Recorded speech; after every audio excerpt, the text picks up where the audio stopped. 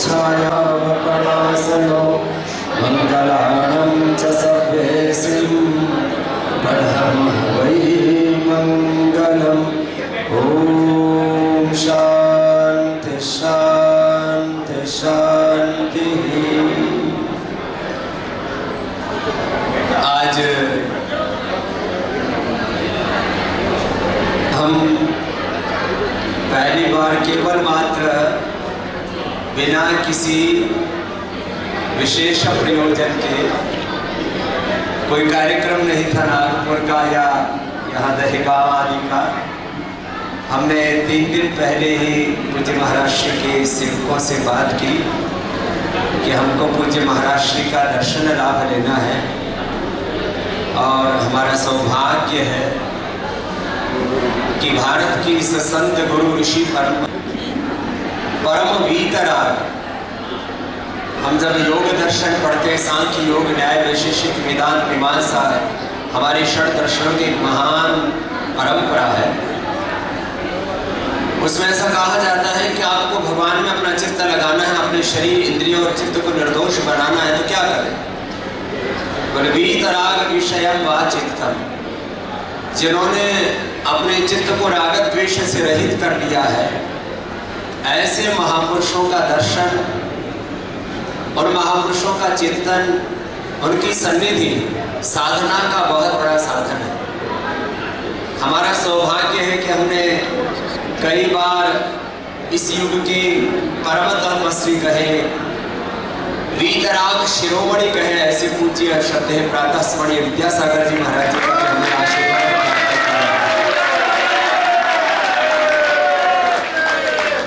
हमारे देह में रह करके देहातीत कोई कैसे हो सकता है?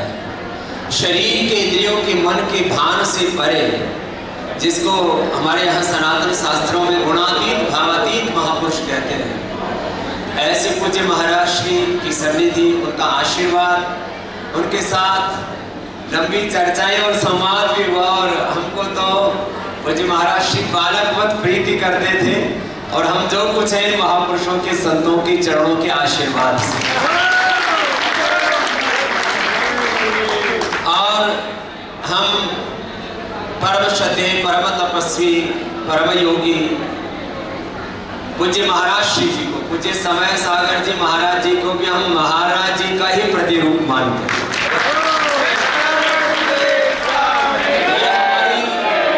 गुरु ऋषि परंपरा है कि गुरु का ही प्रतिरूप होते हैं उनके शिष्य।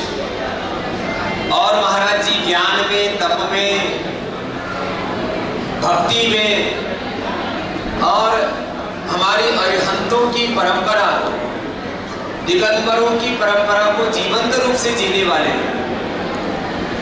माने अपने साधन से रत्ती भर भी इधर उधर नहीं होने वाले। हम यहाँ पूज्य महाराज जी की कोई, मुझे तो पता नहीं था कि हम कोई ऐसे सभा भी होगी, हम तो मात्र दर्शन के लिए आए थे, लेकिन आप सब यहाँ थे अभी भिक्षा के उपरांत, तो इसलिए हम बोल रहे हैं, महाराज जी की बड़ाई के लिए नहीं बोल रहे हैं। जैन परंपरा में मेरा दिगंबर, श्वेतांबर, अनेक जो शाखाएं हैं जैन परंपरा की, सब महापुरुषों की सन्निधि रही। कुछ महापुरुष थोड़ा बहुत कंप्रोमाइज कर लेते हैं आहारचर्या में, दिनचर्या में, कुछ में, लेकिन हमारे पूज्य विद्यासागर जी महाराज और हमारे श्रद्धेय पूज्य समय सागर जी और सारे पूज्य महाराज जी के जितने भी दिगंबर शिष्य, रत्ती भर भी कोई सिद्धांत से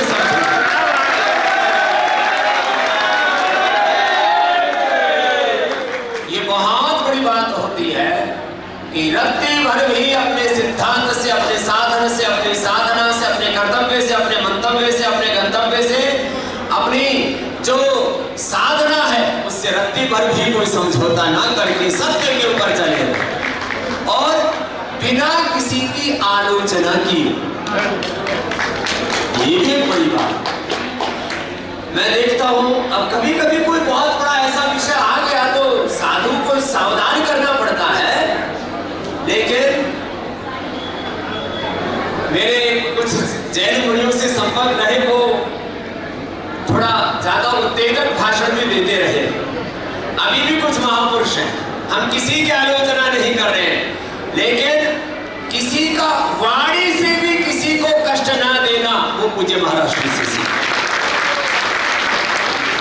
वाणी से, व्यवहार से, दृष्टि से।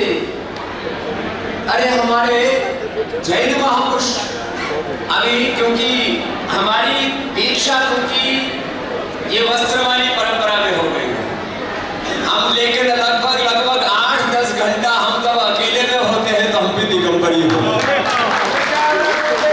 अर्थात हमारी दीक्षा वस्त्रों के साथ हो गई। ये भगवा वाली और लंगोटी वाली दीक्षा है हम भी। और ये प्रकृति परमेश्वर ने जो मनुष्य की रचना की है वो तो दिगंबर तो हमारा सहज स्वभाव है, सहज प्रकृति, सहज संस्कृति। ये लबादे तो हमने लोक लज्जा के लिए, लोक व्यवहार के लिए, संसार की मर्यादा अलग अलग, ये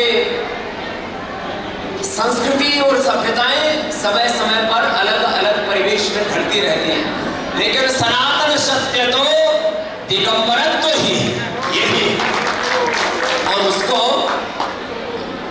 पूज्य बड़े महाराज जी, और ये ईश्वरीय कोई विधान है, कोई प्रारब्ध है, और कोई इस युग का एक बहुत बड़ा कल्याण का हेतु है कि जिस परिवार में जन्म हुआ पूरा का पूरा परिवार तपस्या में ढल जाए, ये भी भगवान का ही हेतु है। देखो, ये कोई सामाजिक, आर्थिक, राजनीतिक कोई विरासत की बात नहीं, ये कोई भगवान का विधान है। एक खेत में पैदा हुए एक जैसे पेड़ पौधे वनस्पतियां भी एक जैसा उनका गुणधर्म नहीं होता है। एक कुल में पैदा होकर के सभी आत्माओं का विवेक, वैराग्य और उस पूरे भगवान के लिए अपने जीवन को अर्पित कर देना, ये कोई ईश्वरीय विधान के तहत कोई बहुत बड़ा तत्व है। तो ऐसे परम तपस्वी जिनकी उपस्थिति पूज्य महाराज जी, मुझे ज्यादा अनुभव नहीं है क्योंकि, लेकिन मुझे लगता है स्वभाव से ही कम बोलते हैं, ठीक है ना? क्योंकि पूज्य विद्यासागर जी महाराज जी थोड़ा बोलते थे, लेकिन मैंने पूज्य महाराज जी को क्योंकि ज्यादा सुना नहीं है, लेकिन वो जो एक व्यक्तित्व होता है ना, हमको भी 50 साल का अनुभव है, तो पूज्य महाराज श्री का व्यक्तित्व ऐसा है, बिना बोले महाराज जी सब कुछ बोलते, इनकी उपस्थिति ही बोलती है।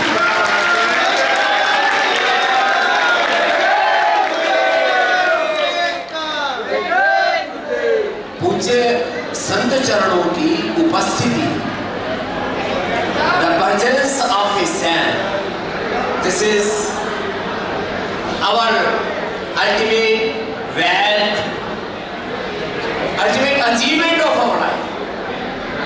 जैसे उसके अंदर मेरे जीवन का कोई बड़ा भाग्य है, कोई परम सौभाग्य, ऐसे महापुरुषों की उपस्थिति, उनका इन आंखों से दर्शन ही बहुत बड़ा सौभाग्य।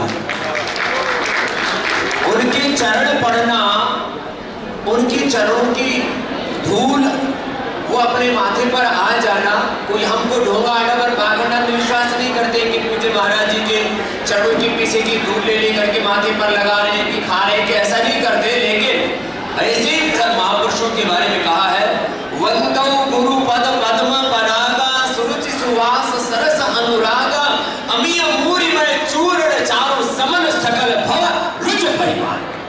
माने ऐसे महापुरुषों की चरण धूली मिल जाए तो सारे संसार के रोग, भय, शोक, दुख, सारे संताप खत्म हो जाते हैं। ऐसे महापुरुषों के बारे में एक पूज्यपाद गोस्वामी तुलसीदास जी का वंदौ गुरु पद कंज कृपा सिंधु नर रूप हरि। ऐसे गुरु में, हरि में, भगवान में, अरिहंतों में, भगवंतों में कोई अंतर नहीं होता है। वो एक ही सत्य के एकम सत विप्राह बहुधा वदन्ते के जीवंत विग्रहवान स्वरूप होते हैं। तो ऐसे पूज्य महाराज श्री की पावन सन्निधि उनकी उपस्थिति, उनका होना, जिनको कहा है वंदे बोधमयम नित्यम गुरुम शंकर रूपिणम, वो भगवान का रूप है, हरि का। बौद्ध परंपरा, जैन परंपरा की अलग अलग शाखाएं हैं। इस वर्तमान युग में जितने भी इस धरती पर संत महापुरुष तपस्वी हैं, उन सबको प्रणाम है। उन साधु संत तपस्वियों में जहां हमारे पूज्य महाराज श्री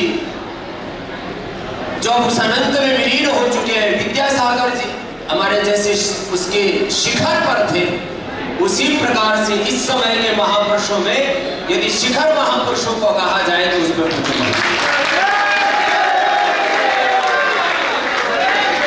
अब ये पूज्य महाराज श्री ने अपने गुरु से ही सीखा है, उसका प्रचार प्रसार नहीं करते कोई उसका।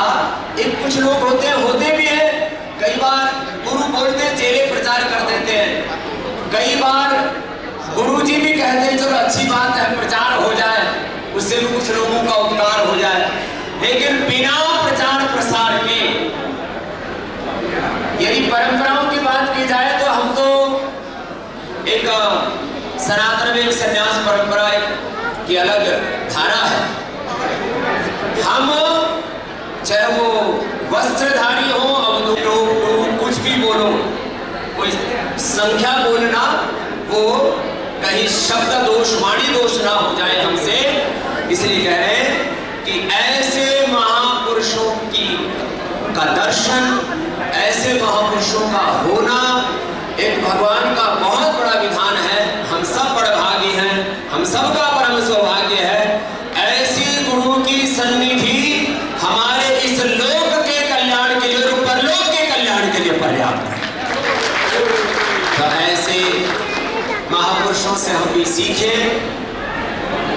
लेकिन कई बार ऐसा होता है पूज्य महापुरुष तपस्या करते हैं और उसका लाभ जो है चेले उठा लेते हैं। इसलिए जैन परंपरा में साधु संत महात्मा पूर्ण तपस्वी और चेले सब मालदार, चेले सब मालामाल, और वो माल भी दबाते हैं। लेकिन हमारे पूज्य संत चरण बहुत कम लोगों को पता है, क्योंकि लोगों में दिमाग में कुछ एक वायरस घुसा हुआ है। भगवे वाले भगवे गुरु को सुनेंगे तो हम तो सनातनी, हम तो जैन हैं, हम तो बुद्ध हैं। मैं तो कहता हूं जो हमारे सच्चे जैन मुनि हैं, सच्चे साधु हैं, उनकी बात सबको सुननी चाहिए। और जैन मुनि जितनी तपस्या करते हैं उसका 10% भी तपस्या ये देश कर ले, इस देश में कोई रोग भय शोक दुख तीन चार बातें छोटी छोटी कहेगा, मेरी बात पूरी करता हूं। कोई कहता है एलोपैथी की दवाई नहीं खाएंगे, मैं हमेशा कहता हूं synthetic hair care, dental care, skin care, synthetic दवा, मेडिसिन, फूड सब बाइकाट करो। हमारे पूज्य जैन मुनि कोई सिंथेटिक दवा नहीं खाते और यहाँ 99% जैन मुनि हमारे स्वस्थ रहते हैं। कोई किसी को जेनेटिक रोग हो जाए, कोई प्रारब्ध दोष से कोई शरीर सिंथेटिक दवा, जो जैन परंपरा को फॉलो नहीं करते, उसके बारे में जानते नहीं, उनको नहीं पता कि हमारे पूज्य जैन मुनि दीक्षा एक भुक्तम सदारोग्यम, द्विभुक्तम बलवर्धनम, त्रिभुक्तम सदारोगम, चतुर्भुक्तम तु मारकम। एक बार जो खाए वो सदा निरोगी, 2 बार खाए कि कोई पहलवान है, वेट लिफ्टिंग करनी है, दौड़ लगानी है 50-100 किलोमीटर की, कुछ बहुत ज्यादा 2-4 किलो पसीना बहाना है तो 2 बार खा सकता है। एक भुक्तम सदारोग्यम पहलवानों के लिए, त्रिभुक्तम बलवर्धनम एथलीट्स के लिए, त्रिभुक्तम सदारोगम 3 बार खाते हो इसलिए रोगी रहते हो, और चतुर्भुक्तम तो मार्गम जिसको 4 बार जो खाता है तो कभी भी मर सकता है। आयुर्वेद का सिद्धांत कहा है हमने, बाकी तुम्हारी मर्जी। तो ऐसे हमारे पूज्य जैन मुनि कितनी तपस्या करते हैं। एक बार कोई अवसर था बेंगलोर में, तो हमारे हमारे पूज्य जैन मुनि जी हमारे शिविर में आशीर्वाद देने के लिए आ रहे थे, 20-22 साल पहले की बात है। उस दिन बरसात हो गई तो बोले कुछ महाराज सिर्फ अब बिहार नहीं करेंगे, तो फिर हम खुद आशीर्वाद लेने के लिए गए। ऐसे किसी भी प्रकार के कोई भौतिक द्रव्य का उपयोग में न लाना, ऐसे ही इतना हार्ड उसके ऊपर बैठना। यहाँ तो डल्लभ के गद्दों पर भी लोगों को बैठा नहीं जाता, नींद नहीं आती। तो ऐसे परम तपस्वी महापुरुषों की सन्निधि और उनका आशीर्वाद, तो इन्होंने कहा कि कुछ बोलोगे तो भाई आप क्या बोले हैं, बोलने के लिए तो इतना ही घड़ो है, बाकी तो आज हम और हमारे साथ जो साधारण वस्त्रों में असाधारण दिव्य विभूति, हमारे भी जो आध्यात्मिक गुरु वो हमारे साथ में बोले गुरु जी का दर्शन करने जाएंगे। तो आज पहली बार हम बिना किसी कार्यक्रम के, किसी महापुरुष के, क्योंकि हम हरिद्वार थे, हरिद्वार से गुरु जी को लेने के लिए हम पहले बेंगलोर गए, बेंगलोर से हैदराबाद होते हुए पहली बार हम किसी महापुरुष के केवल आशीर्वाद के निमित्त यहाँ पर आए। कोई कार्यक्रम, इसका मतलब आप सौभाग्यशाली हो। हमको तो कहाँ स्पेशल फ्लाइट करने पड़े, उसमें लाखों रुपए खर्च हुए होंगे, इधर उधर कितना तंत्र मंत्र हुआ। आपको यहाँ महाराज जी के इतने सहज दर्शन हो रहे हैं। और जैनियों में मारवाड़ी बना है शायद, है ना? हाँ, मारवाड़ी भाषा, राजस्थानी भाषा। दुनिया में एक राजस्थानी लोकगीत सुना के बात पूरी करता हूँ।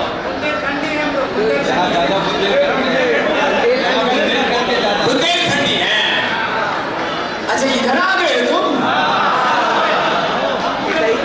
अच्छा, जाना था बुंदेलखंडी। तो कुछ राजस्थानी भी, कुछ बुंदेलखंडी। तो एक फिर भी 2 लाइन सुना देता हूँ। मारवाड़ की है, उसका तात्पर्य है दुनियादारी में बहुत उलझन गफलत है, जरा सी सावधानी हटी और दुर्घटना। तो एक मारवाड़ी की 2 शब्द लाइन सुना। दुनियादारी हो गणकारी जाने भेद मत दीजो है, हेली भारी वीर बड़ई जो है। दुनियादारी हो गणकारी जाने भेद मत दीजो है, हेली भारी वीर बड़ई जो है। तन में गरीबी, मन में फकीरी, दिल में दया राख जो है। संतरी संगत में बैठ मर सुरता साच कमाई जो है, हेली भारी वीर बड़ई जो है।